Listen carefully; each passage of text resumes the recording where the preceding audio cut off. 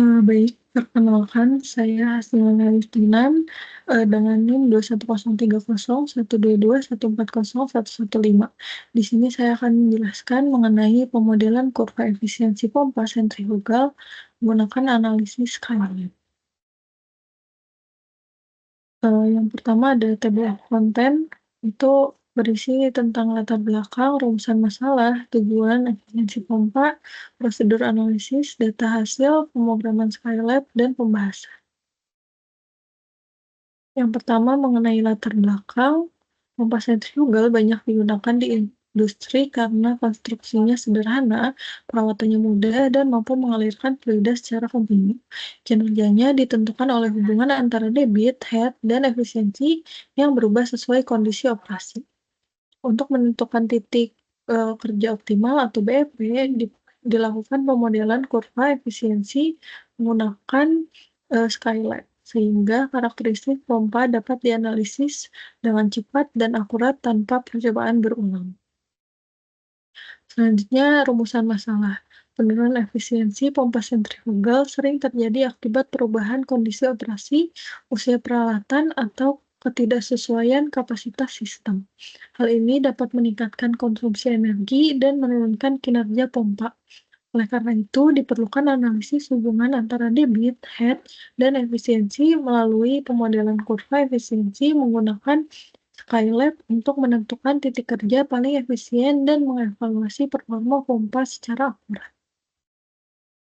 Untuk tujuan dari percobaan ini ada 3 poin. Yang pertama adalah memahami prinsip kerja dan karakteristik pompa sentrifugal. Yang kedua, melakukan pemodelan hubungan antara debit, head, dan efisiensi pompa dengan analisis Skylab.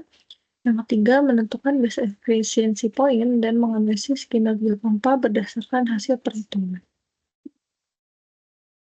Kemudian apa sih itu efisiensi pompa? Efisiensi pompa merupakan suatu parameter yang merujuk pada unjuk kerja atau performa dari pompa dengan satuan persen yang merupakan perbandingan energi yang berasal dari air terhadap energi berasal dari motor pompa atau penggerak pompanya.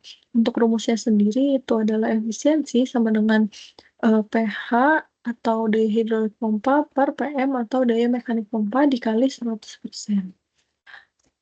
Efisiensi pompa tidak hanya dipengaruhi oleh desain pompa seperti bentuk impeller dan ukuran, tapi juga oleh aspek-aspek lain seperti efisiensi hidrolisis, efisiensi volumetrik, dan efisiensi mekanis.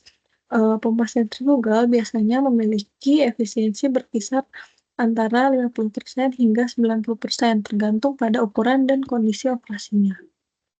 Kemudian dari percobaan ini, prosedur analisisnya itu ada 6 step. Yang pertama, pengumpulan dan pengolahan data awal. Yang kedua, analisis hubungan antar parameter. Yang ketiga, pemodelan kurva atau curve fitting. Yang keempat, visualisasi data dan model. Yang kelima, penentuan base efficiency point. Dan yang keenam, interpretasi hasil dan evaluasi.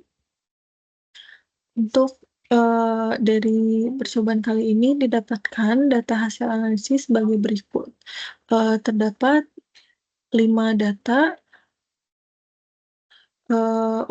dengan 4 data yang didapat dari analisis dan 1 data yang menjadi variabel.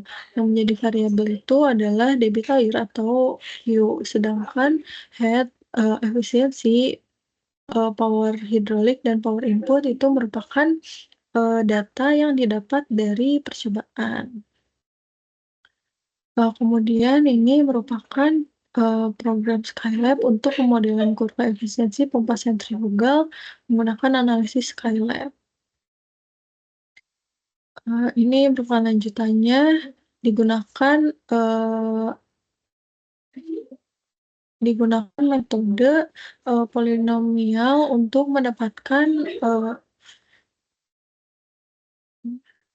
mendapatkan persamaan kurva efisiensi.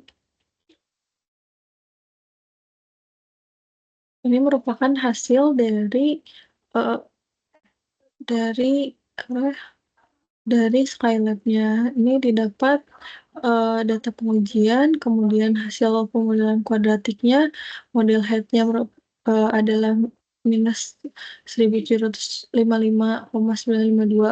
Ki kuadrat tambah 49,881 Ki ditambah 45,171. Kemudian model efisiensinya eee, adalah minus 106,25 Ki kuadrat tambah 17,804 Ki dikurang 0,149. Kemudian untuk nilai R kuadratnya untuk head itu 0,9991 dan untuk efisiensi 0,9589. Untuk titik base efisiensi poin didapatkan dari data yaitu Q-nya sama di titik Q sama dengan 0,08 meter kubik per second dengan head sama dengan 38 dan efisiensi 63%. Sedangkan dari fitting model persamaannya didapatkan base efisiensi poinnya di titik Q sama dengan 0,0839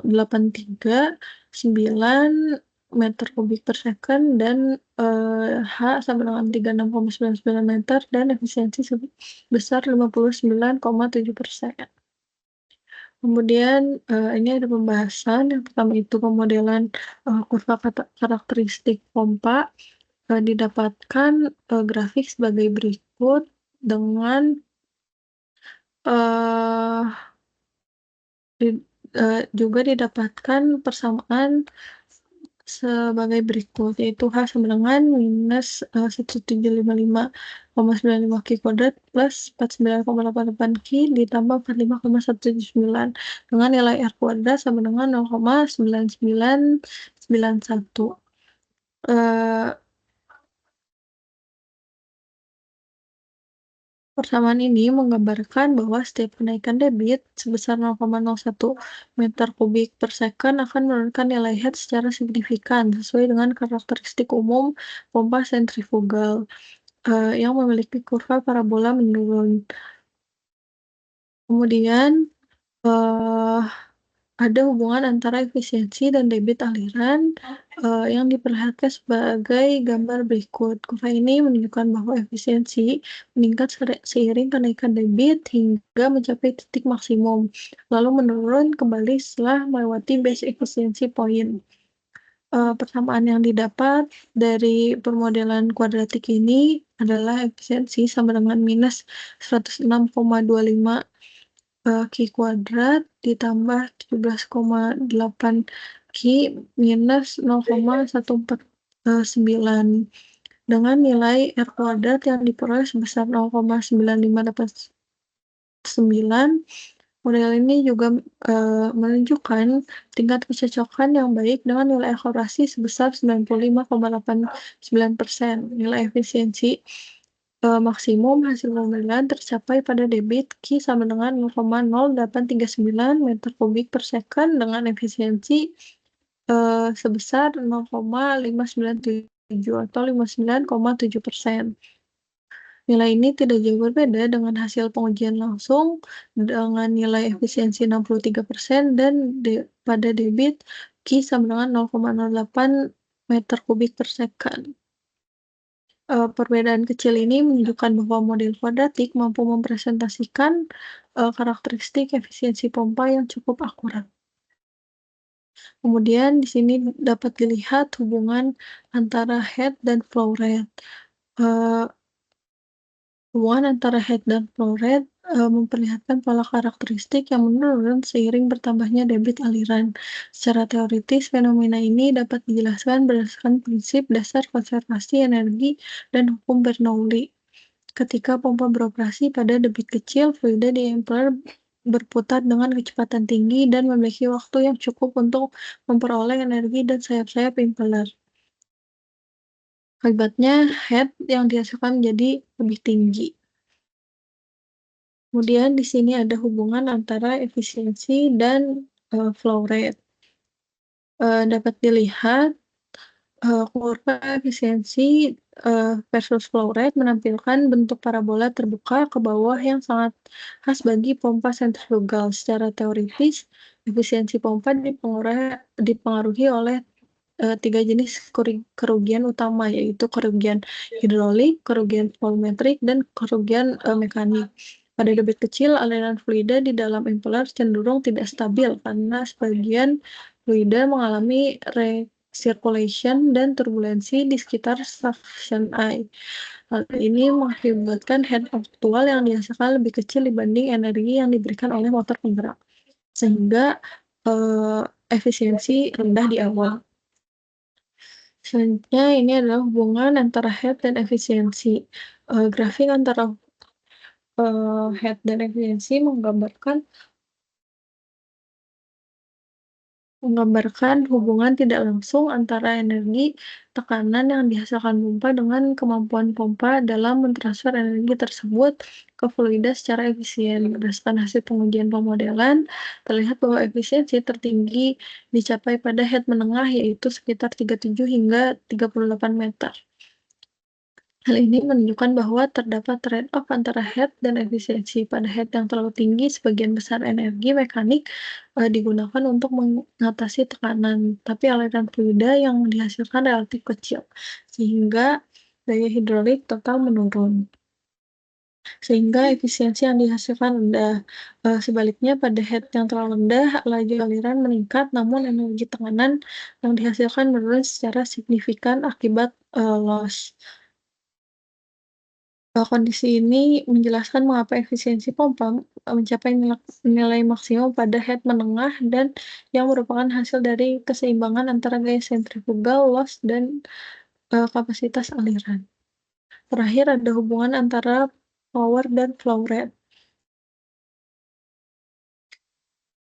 Grafik power dan, flow rate menggambarkan hubungan antara daya hidrolik, daya input, dan debit yang dipompa. Secara umum, daya hidrolik meningkat seiring bertambahnya debit karena semakin banyak fluida yang menerima energi persatuan waktu. Persamaan daya hidrolik juga, dapat diketahui sebagai, densitas dikali gravitasi dikali debit dikali head.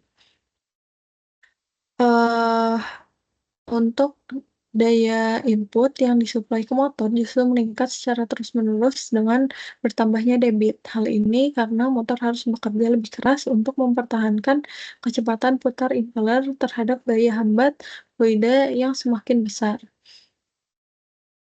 Perbedaan antara daya input dan daya hidrolik mencerminkan total kerugian energi sistem yang terdiri dari kerugian mekanik, kerugian hidrolik, dan kerugian volumetrik. Mungkin sekian yang dapat saya jelaskan, mohon maaf bila ada kesalahan. Terima kasih.